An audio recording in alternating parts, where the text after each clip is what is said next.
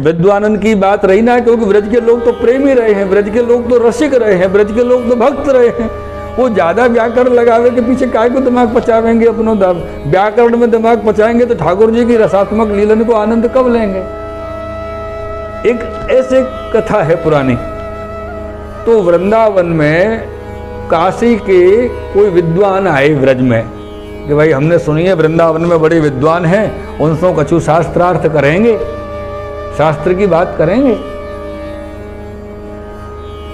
और वो आए के वृंदावन में यमुना जी के किनारे पे दूर, थोड़े नगर से दूर, अपनो वृक्ष के नीचे कहीं अपने डेरा डाले। और गांव में, नगर में, वृंदावन में खबर चली लोगों को कि काशी के विद्वान आए हैं शास्त्रार्थ करने के लिए। और सब जो वृंदावन के विद्वान थे वो तो घबराए गए, इनसे कौन माथो मारेगो। अपन तो राधा रानी की बात जाने, ठाकुर जी की बात जाने, पतो नहीं काका की बात करेंगे। सब वृंदावन के विद्वान एकत्रित भये। और वह समय पे वृंदावन में कोई वृद्ध विद्वान हते, वृद्ध ब्राह्मण विद्वान, बहुत उम्र जिनकी हती, अनुभवी हते। सब उनके पास पहुंचे, बोले महाराज अब जब वृंदावन भूमि व्रज की जो है लाज आपके हाथ में, ये विद्वान लोग आए, इनसे कैसे जीते अपन। तो वृद्ध जो ब्राह्मण हते वृंदावन के, उनने कही उनसे कि कोई चिंता मत करो, आप सब अपने अपने घर पे जाओ, आराम से भोजन करो, सो जाओ, कल बात करेंगे। चले गए बेचारे, लेकिन मन में हुलदुली लगी भाई, पता नहीं कल का होएगो, पता नहीं कल का होएगो। चिंता रहे ना, जब तक जो समस्या टल नहीं जावे तब तक तो चिंता ही रहे। और ये तो एक प्रकार की समस्या है, इज्जत को सवाल है। अगर हार गए तो इज्जत गई, जीतने की संभावना पहले ही नहीं है।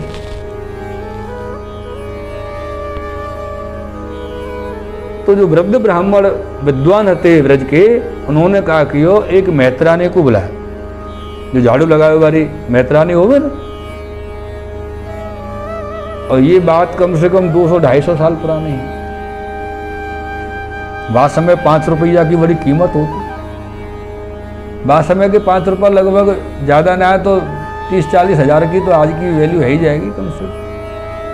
बहुत अंतर आ गया। तो वह मेहतरानी को वह समय पे पंडित जी ने 5 रुपया दिए नगद। वो खुश हो गई। आज तो पंडित जी मेरे ऊपर निहाल हो गए, 5 रुपया मुझको दिए।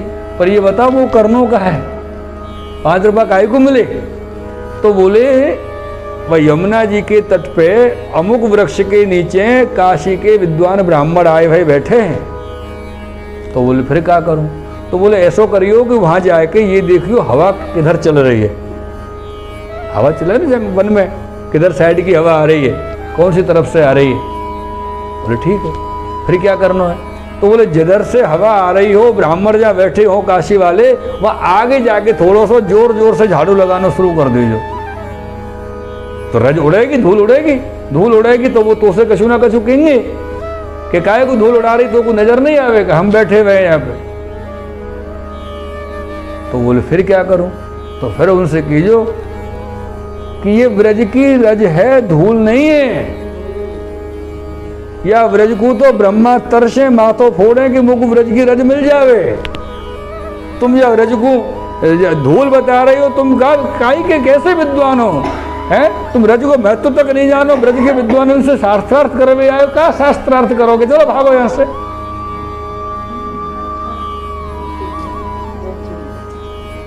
ऐसे नीति अपनाई पंडित जी ने, जो वृद्ध पंडित जी ब्राह्मण थे वृंदावन के, कि व्रज रज उड़ मस्तक लगे मुक्ति मुक्त है। ये तो वो रज है कि मुक्ति कहे गोपाल सो मेरी मुक्ति बताए।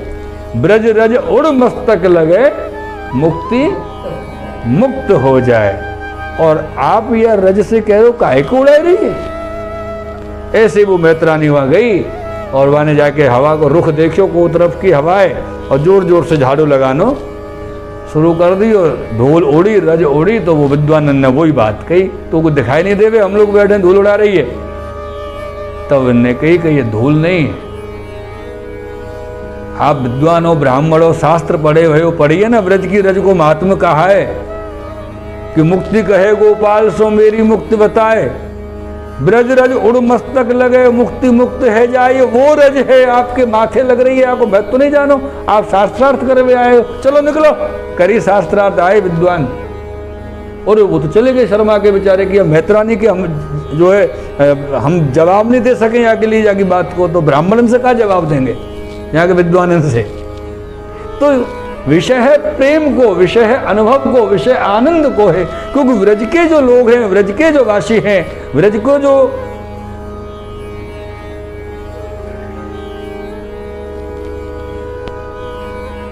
विषय है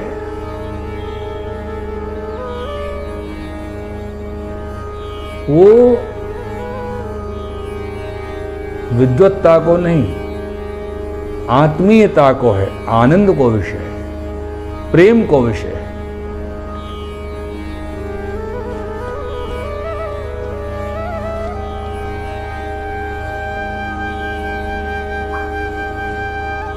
मेरे प्रियजनों, तो ये व्रज को महात्मा है, व्रज को महात्मा अर्थात ब्रज श्रीमंतनियों को महात्मा, ब्रज भक्तन को महात्मा।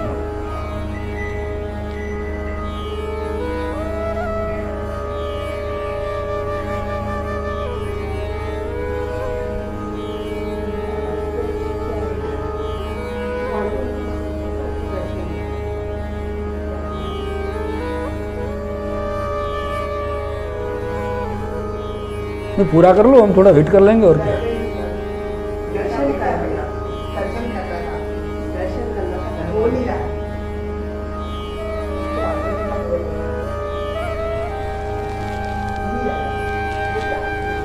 यहाँ बन रहा है, भेज देना का।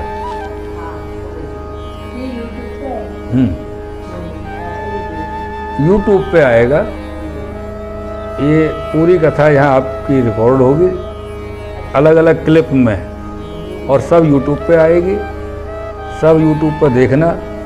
चैनल है YouTube पे हमारा श्री कृष्ण पुष्टि भक्ति,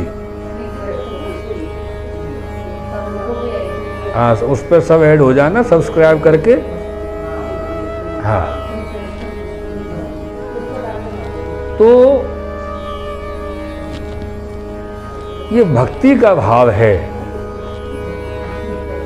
श्री नारद जी ने अनेक ग्रंथन को वहाँ श्रवण कराया, लेकिन कोई भाव, कोई कार्य सिद्ध भयो नहीं।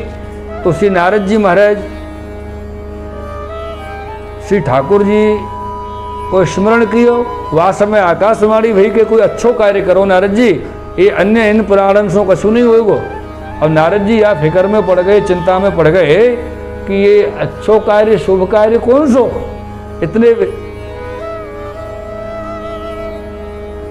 इतने वेद सुनाए, इतने पुराण शास्त्र सुनाए, वो कछु भयो नहीं, ये कौन सा शुभ कार्य है। तो बोले महाराज या चिंता में चलो आ रहे हूँ, ये चिंता मोकू है, वो कौन सा शुभ कार्य है। तब सनकादिक ऋषि ने कही कि नारद जी बड़े भोले हो आप तो। क्यों, का भयो? तो बोले भयो ये कि आप भूल गए, आप भूल गए कि ब्रह्मा जी ने आपको भागवत जी श्रवण कराई, और आपने ही व्यास जी को भागवत जी श्रवण कराई। व्यास जी ने भागवत जी के 4 श्लोक को व्याख्या 18,000 श्लोक में कीनी, वो भागवत जी को आप भूल गए। वहां से बड़ो शुभ कर्म, शुभ कार्य, आनंद कार्य, रसात्मक कार्य तो कोई भूतल पे है ही नहीं।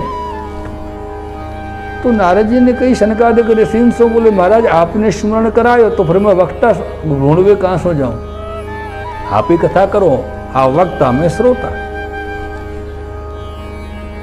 तो नारद जी और सनकादिक ऋषि वहां से पधारे, श्री गंगा जी के आनंद नामक घाट पर पधारे। वहां आकर के श्रीमद् भागवत जी को प्रारंभ जब करवे लगे हैं, तो वहां पर सब देवता, ऋषि, मुनि, महर्षि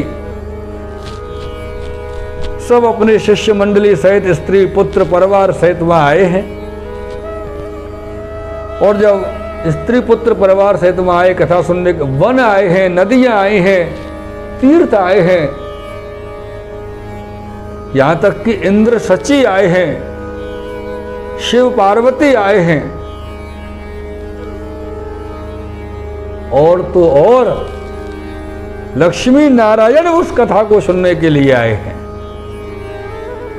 क्यों आए हैं पता है? क्योंकि भक्त कथा है, क्योंकि भक्त कथा है। आप बैठिए ना।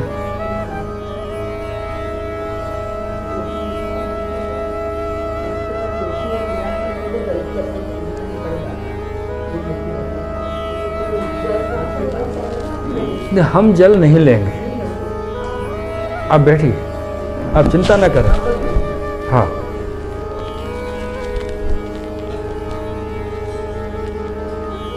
तो जब वहां पर कथा का प्रारंभ हो रहा है, कहाँ? गंगा जी के तट पे, आनंद नामक घाट पे,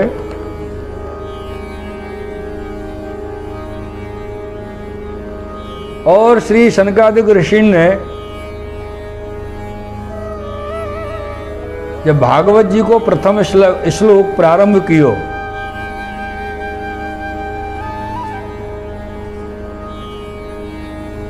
जन्मादश्यतोऽन्वयादितरतश्चार्थे स्वविज्ञस्वराट् तेने ब्रह्म हृदयाय आदि कवये मुह्यन्ति यत्सूरयो तेजो वारिमृदां यथा विनिमयो यत्र त्रिसर्गो मृषा धाम्ना स्वेन सदा निरस्तकुहकं सत्यं परं धीमहि।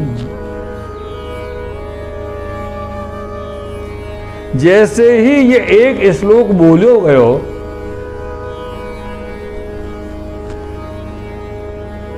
वैसे ही क्या देखो कि सबके जो है सनकादिक ऋषि जो सामने देख रहे हैं, श्रोता तो सब नीचे बैठे हैं, सबकी पीठ है, लेकिन सामने सनकादिक ऋषि देख रहे हैं, चारों भाई व्यास गद्दी पर विराजे हैं, वक्तव्य करवे के आसन पर विराजे हैं।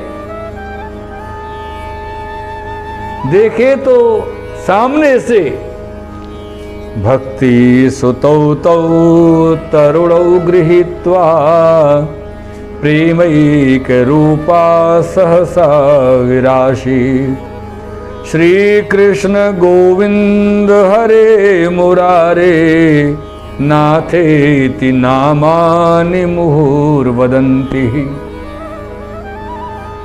कितने पुराणों के श्रवण कराने से जिनको जवाई तक आने का होश नहीं आया, ज्ञान वैराग्य को, वो आनंद नाम के श्री गंगा जी के घाट पर उनके नाम से, उनके लिए प्रारंभ की गई भागवत जी के एक श्लोक मात्र से होश में भी आए और वृद्धावस्था त्याग करके जवान भी हो गए, और भक्ति माता के साथ में भागवत जी सुनने के लिए चले आ रहे हैं, दौड़े आ रहे हैं। भक्ति सुतौ तौ तरुणौ गृहीत्वा, तरुण हो गए दोनों पुत्र, और माँ दोनों पुत्रों को हाथ पकड़ के दौड़े चली आ रही है और बोल रही है श्री कृष्ण गोविंद हरे मुरारे नाथेति नामानि मुहुर्वदन्ति। ये भागवत जी के एक श्लोक का महात्म्य सामर्थ्य यहां पर बताया, एक उदाहरण के तौर पर।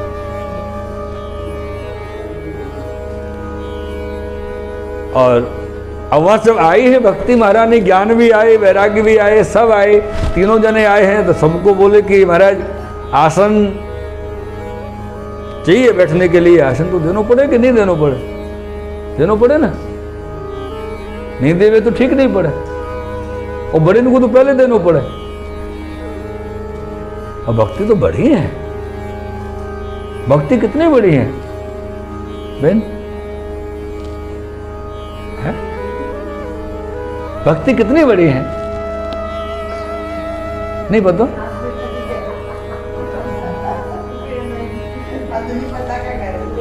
भक्ति कितनी बड़ी है ये कह रहे हैं हम। भक्ति बड़ी है, लेकिन कितनी बड़ी है?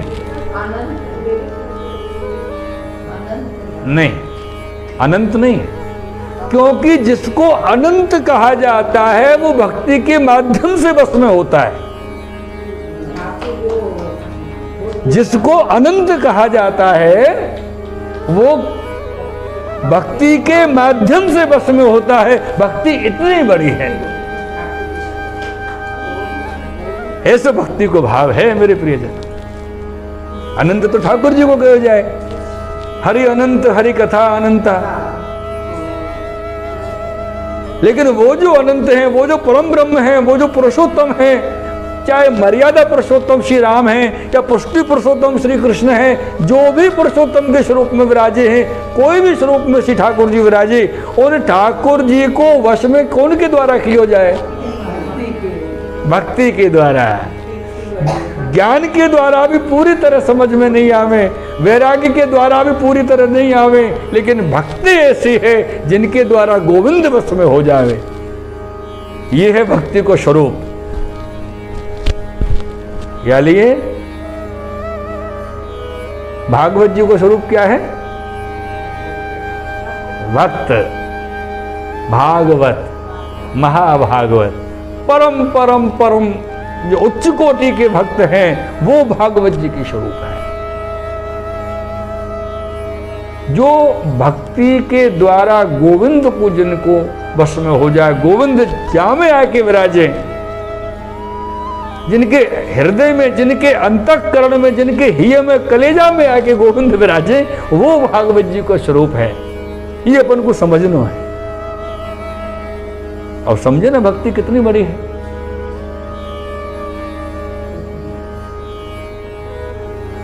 तो आसन तो देना पड़े। और जब भक्ति इतनी बड़ी है तो उनके जो पुत्र हैं ज्ञान वैराग्य, वो ज्यादा छोटे तो नहीं होंगे। ज्ञान इतना छोटा थोड़ी अपन बाबू ऐसी टाल दे में, हाँ ठीक है। वो भी महत्वपूर्ण है अपने आप में, ज्ञान भी महत्वपूर्ण है, वैराग्य भी महत्वपूर्ण है। तो नारद जी ने भक्ति माता रानी सो, भक्ति मासों और ज्ञान वैराग्य सो निवेदन कियो कि हे माँ भक्ति, आप अपने दोनों पुत्र ज्ञान और वैराग्य के सहित मेरे हृदय में आके स्थान ग्रहण करो।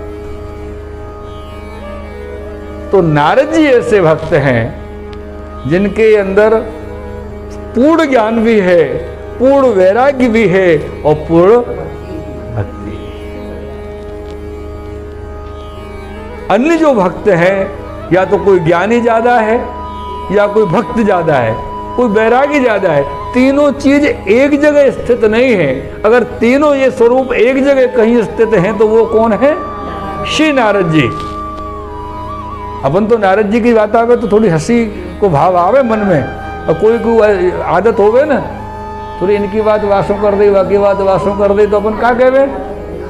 नारद जैसी बात करे, नारद की लीला करे, पूरा नारद है बनो बनायो, ऐसा बोले ना अपन। बहुत गलत बोले। अरे नारद जी के बराबरी अपन उनके शब्द को, उनके भाव को नहीं समझ सके, उनकी बराबरी चलते फिरते एक मानव को अपन दे देवे कि ये तो नारद है। और अगर कोई यहाँ की वहाँ की बात कर भी रहे हो तो नारद जी जैसे कैसे कर सके? नारद जी तो बगैर कोई लीला भाव के बगैर एक शब्द बोले ही नहीं। नारद जी जहां भी जो कछु बोलेंगे, जो भी कछु से नारद जी कहेंगे, मेरे प्रियजनों याद रखियो, वाके पीछे कोई ना कोई राज जरूर हो, लीलात्मक विषय जरूर कोई ना कोई होएगा।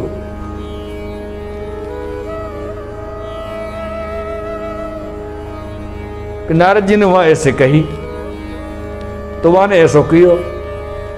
परिणाम निकलो कि वो गोविंद के पास पहुंचे, ठाकुर जी के पास पहुंचे, कि वहां ठाकुर जी प्रकट भय। नारद जी, नारद को अर्थ जानो आप? नहीं जानो?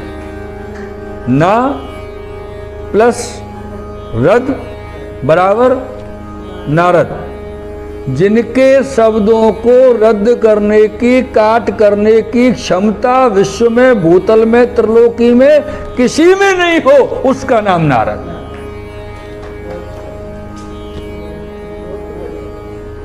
जिनके शब्दों को कोई काटने से, जो एक बार बोल दिया वो बोल दिया। फिर ठाकुर जी भी वापे भले ही विचार करते रहो, लेकिन पूरा तो करना पड़ेगा, क्योंकि नारद जी ने कही। क्यों? कि नारद जी उत्तम कोटि के भक्त हैं।